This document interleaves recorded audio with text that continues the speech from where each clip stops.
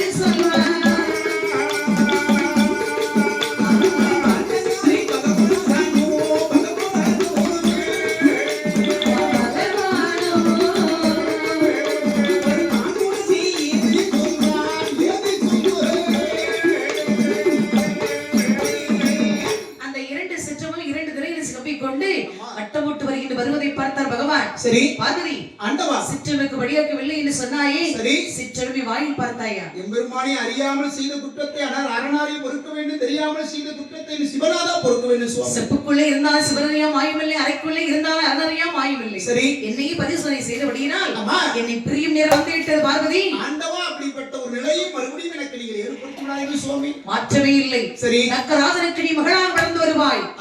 தக்க சமயத்து உன்னை மனமுடிக்க நான் வருவேன். சரி, மனமுடித்து வெள்ளிமலைக்கு அழைத்து வருவேன். சரி இது சொல்லி பாருங்கள். பகவான் சாபத்தை கொடுத்தார். சரி, அம்மா மறுத்து பேச முடியவில்லை. சரி, என்ன பகவான் கொடுத்தால் கொடுத்ததுதான். அம்மா, மாற்றம் எதுவும் இல்லை. ஆண்டவனுடைய சொல்லுக்கு அடுத்து சொல்லுங்க. இறைவன் உலகத்தை கட்டி காக்கக்கூடிய இறைவன் எம்பெருமான் சிவபெருமான் சொன்ன பிறகு யாரும் மாற்ற முடியுமா? அதுவரை அம்மா தவறு செய்து விட்டார்கள். சரி, அப்படி தலைகுனிந்து நின்றார்கள்.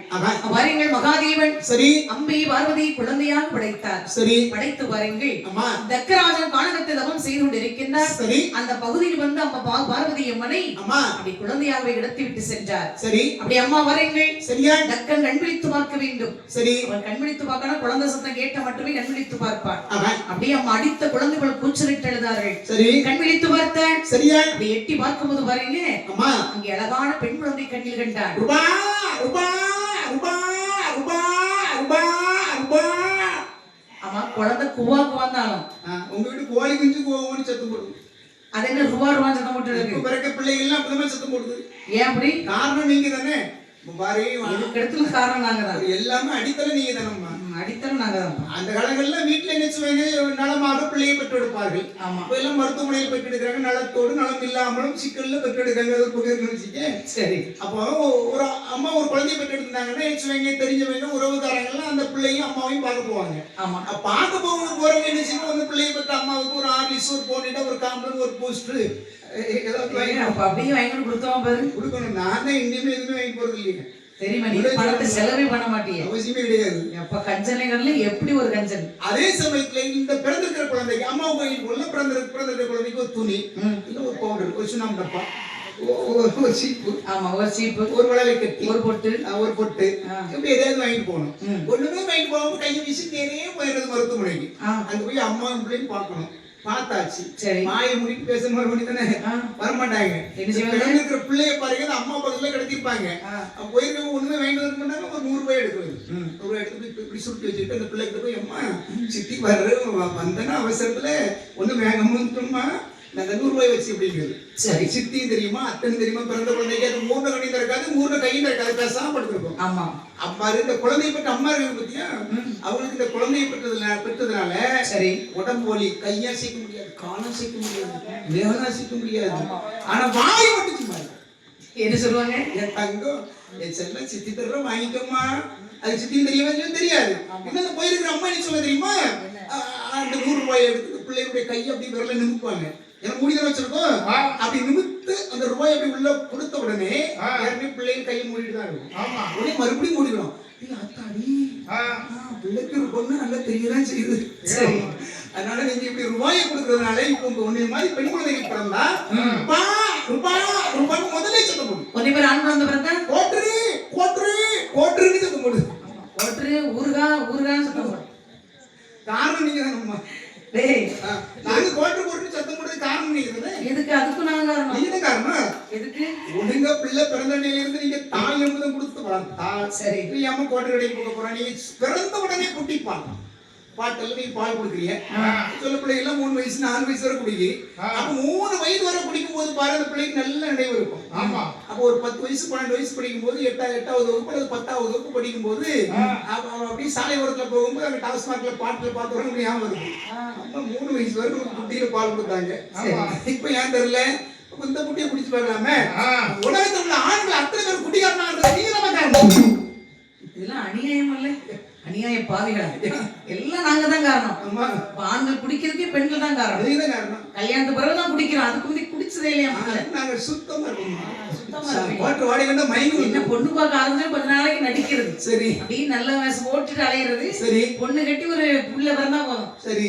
அவங்களுடைய ஜாவம் தான். அவ்வளவுதான். நீ கொண்டாடி விட்டுட்டா போக முடியும். பிள்ளை இருக்கு. இன்னும் புள்ள பெத்தாச்சுல இனிமே எங்க பேர போறா? சரி. குட்டி பாட்டுக்கு அவ இருந்தா இருக்க, இல்லன்னா போறா. அப்படிங்கிற நிலைமைக்கு வந்துடுறாங்க. அவங்களுக்கான பிள்ளைக்கான இருந்து சமாளிக்கணும்னு இருப்பாங்க. சரி. அதனால சரி எல்லாம் குடும்பமா போகுது. ஆனா இனியெல்லாம் பாரு, வருங்கால இப்பொழுது நடந்து கொண்டிருக்கக்கூடிய காலத்தில் மதுவருந்தாத மாப்பிள்ளைகள் கிடைக்கிறான்னு சொன்னா மிக மிக கடினம். வாய்ப்பே கிடையாது. உண்மை ஒத்துக்கிட்டா சரிதான். வாய்ப்பே கிடையாது. எல்லாம் அடிமை ஆயிடுச்சு. சரி, எல்லாம் மதுக்கு அடிமை ஆயிடுச்சு. ஆமா. ஆனா பாருங்கள். சரி. அப்படி குழந்தை சத்தம் காதலிப்பு கேட்ட போது இந்த லக்கராஜன் கண்பிடித்து பார்த்தான், குழந்தையை பார்த்தான். சரி. பகவான் அழைத்தான். பகவானே, சரி, நான் கேட்டபடி எனக்கு அம்பி ஆதி பராசக்தி எனக்கு பிள்ளையா கொடுத்து விட்டீர்கள். சரி. இந்த மகிழ்ச்சியோடு சரியா குழந்தை எடுத்துக்கொண்டு புறப்பட்டு வருகின்றான். இப்படி வருகின்ற சந்தோஷம் பெரிதாகி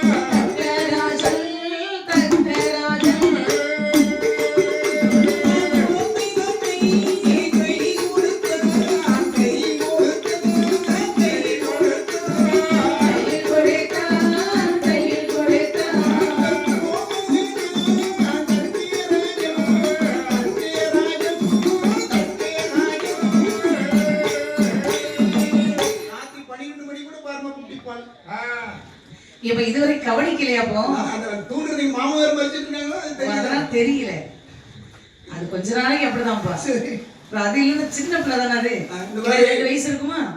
8 வயசுனாலும் பார்த்து நீ என்னத்தான் நீ பால் கொடுத்தாலும் தாய் அமுதத்தை பாரு 350 நோய் எதிர்ப்பு ஆற்றல் இருக்கு. 1 இல்ல 2 இல்ல, 350 நோய் எதிர்ப்பு சக்தி தாய் அமுதத்தில் இருக்கின்றது. அப்ப அந்த காலத்துல அப்படி தாய்ப்பால் குடிச்சு வளர போய் தான் நோய் நொடி இல்லாம பிள்ளைகளும் வளர்ந்துச்சு. ஒரு நேரத்துல லேசா மூக்கு அடைச்சிட்டு நம்ம மருத்துவமனை போனோம்னு வச்சுக்கே, மருத்துவர் கூலி 200, மருந்து 700, 900, போக்குவரத்து செலவு 100, 1000 ரூபாய். 3 நாள் 3000 ரூபாய் கொடுக்கும். எழுதி கொடுத்துருக்காப்போ. கணக்கு பார்க்கலாமா? கொடுக்காம நீ பேச முடியுமா? சரி, எல்லாருமே கொடுத்துட்டு தான் இப்ப உட்கார்ந்துருக்கோம். சரி, அடிக்கடி ஆ, அப்ப கொஞ்சம் தூரம் ஒரு 7 வயசு பிறகுதான் கொஞ்சம் மன தைரியமா இருக்கு. அது மாதிரி சளி பிடிக்க குழந்தைகள் எல்லாம் இப்ப இதெல்லாம் அதை ஏன் சொல்ல வரேன்னு சொன்னா, செலவு நம்ம உழைக்கக்கூடிய நம்ம வரக்கூடிய பணத்தில் நம்ம 2 தான் பணத்தை செலவு பண்றோம். ஒண்ணு மருத்துவமனை, அடுத்தது கல்வி.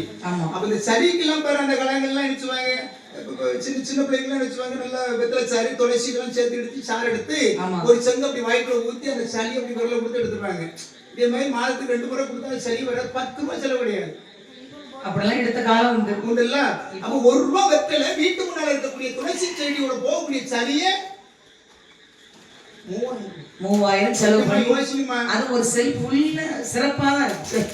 அதுல அடுக்கி வச்சிருப்போம்.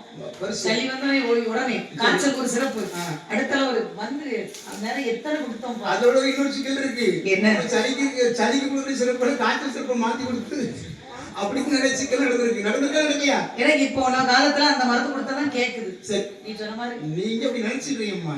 சரி, அதாவது நம்ம நாட்டு மருந்து பாட்டி வைக்கிட்டு வந்து நம்ம என்ன செய்யணும், தொடர்ந்து அதை மாதத்துக்கு 2 முறை 2 முறை நீ சரியா கொடுத்துடுறே. சரிங்க, நீ சொல்லிட்டீங்கல்ல. சரி, இதெல்லாம் உழைச்சாதான் உங்களுக்கு அதனுடைய கஷ்டம் தெரியும். ஆமா, உழைக்காம சும்மா தானே சாப்பிட்டு இருக்கோம். நீ மட்டும் தானே உழைக்கிற. அம்மா, இப்ப முக்காவாசி பெண்கள் தான் வேலைக்கு போறாங்க. ஆண்கள்லாம் என்ன ஒரு காவாசி தான். இது எல்லாம் நல்லா படுத்துங்க ஆரம்பிச்சாங்க. காலையில பெண்கள் எல்லாம் கரெக்டா எவ்வளவுதான் 11 மணிக்கு 10 மணிக்கு வீட்டுக்கு வந்தாங்க, காலையில 8 மணிக்கு மறுபடியும் வேலைக்கு புறப்படுறாங்க. இந்த ஆண்கள்ல பகுதி பேர் காலையில 8 மணில இருந்து கோட்டர் கடையில வாசல்ல 11 மணி வரை காத்திருக்காங்க. என்ன செய்யுது? சரி, 12 மணிக்கு எப்படா அடிக்கும். ஆமா, எப்ப தரப்பம் போய் அங்கவே முட்டிக்கிட்டு நிக்குது. சரி, நான் பார்த்தேன். கொண்டாடி பிள்ளைக்கு ரேஷன் கடையில போய் ஒரு பாமாயில் அரிசி வாங்கி கொடுக்கறது கிடையாது. அங்க மட்டும் லைனா நிக்கிறாங்கப்பா. சரி, கிடைக்காதுல்ல. அம்மா, அது ரொம்ப கஷ்டமா இருக்கு. ஆமா, ரொம்ப தட்டுப்பாடு இருக்கு. அப்படி மகிழ்ச்சியோடு பாருங்கள். சரி, இந்த தக்கராஜன் குழந்தை பெண் குழந்தை எடுத்துக்கொண்டு அது விரைவாக வருகின்றார். சரியா? அம்மா வேதவலி கையில் கொடுத்த அம்மா வேதவலி, என்ன நான் ஆசைப்பட்டது ஒன்று. சரி, அந்த ஆதிசிவன் ஆதிபராசக்தியை பிள்ளையா கொடுத்து விட்டார். சரி, பார்த்தியா எப்படி இருக்கின்றார்கள். ஆமாங்க, இது நம்முடைய பிள்ளை. பிள்ளை முகத்தை பார்க்கும்போது உண்மையிலேயே பாருங்க, இந்த உமையுடைய முகம் அப்படி பாத்தீங்களாங்க. நான் நினைச்சது நடந்து விட்டது. சரி, இது நம்முடைய பிள்ளைக்கு பொருத்தமான பெயர் நாம சூட்ட வேண்டும். சரி, என்னுடைய பெயரை ஒட்டி சரி தாட்சாயணி அப்படி போடுங்க, அருமையா. தக்கனுக்கு மகள் தாட்சாயினி. சரி, இது பொருத்தமான பெயர் நாம சொல்லி சரி அழகுடனே பாருங்கள் குழந்தை எடுத்து சரி தொட்டிலை கிடத்தினார்கள். சரியா? அந்த வேதவல்லியம்மை அழகாக தாளாட்டுகின்றார்கள். எப்படிமா தாளாட்டுகின்றார்கள்? ஆரிரரீரரீரரோ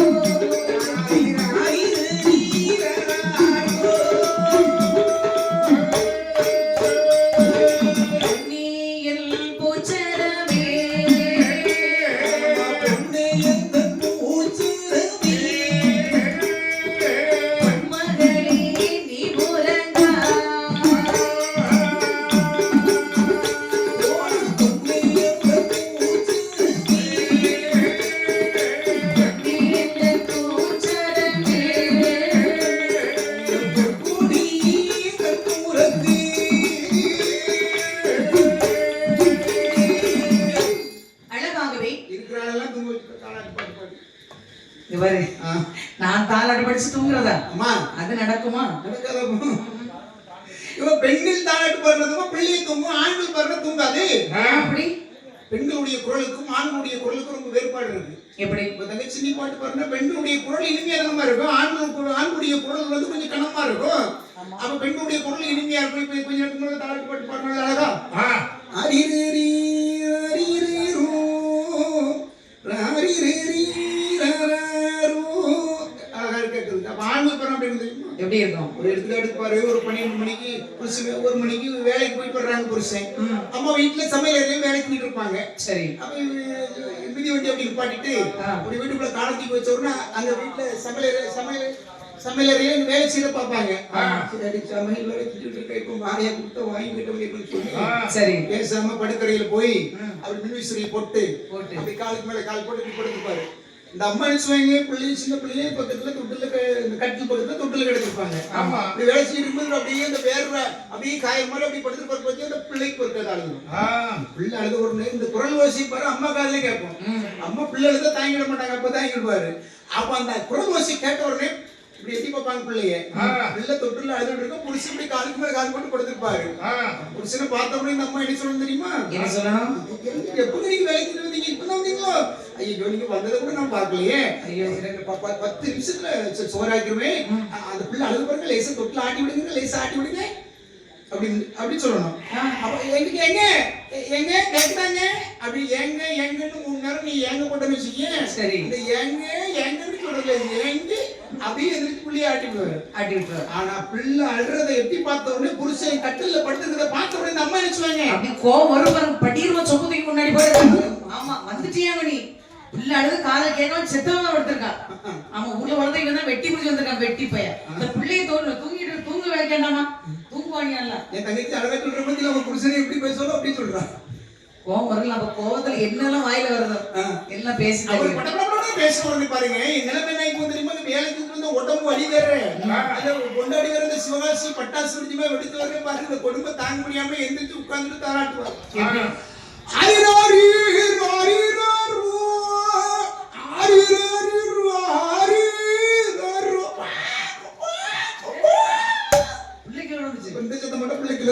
நான் தம்பி முடிச்சிடும்னு பார்த்தேன். பாட்டோட நல்ல